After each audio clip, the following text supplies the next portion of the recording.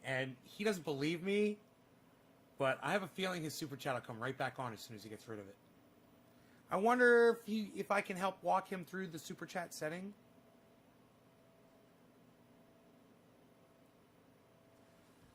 I don't have his phone number. I wish I could just call him,